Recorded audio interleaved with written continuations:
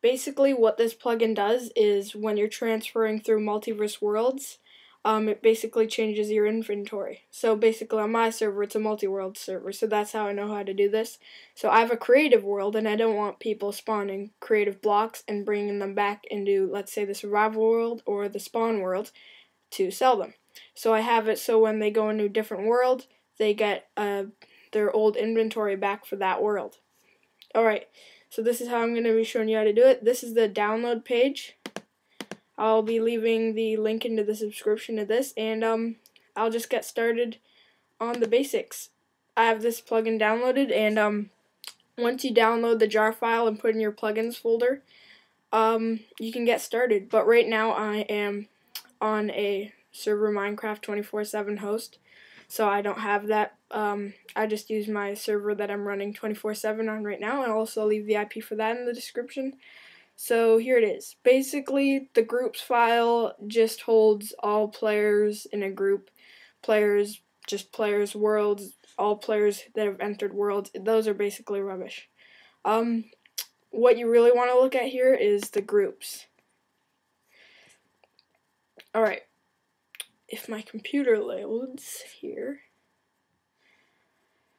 Alright, basically, in the group default worlds, these are all the worlds in here that are all going to have the same inventory. So I have the faction world, the game world, survival world, mining world, F world, test world. Those are just random names. And those will all have the same inventory. So let's say if they're from the faction world and they want to go to survival world, they'll keep their inventory.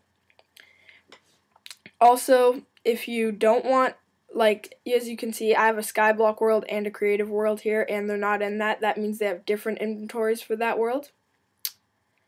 So basically here is what it has. Here's what they share.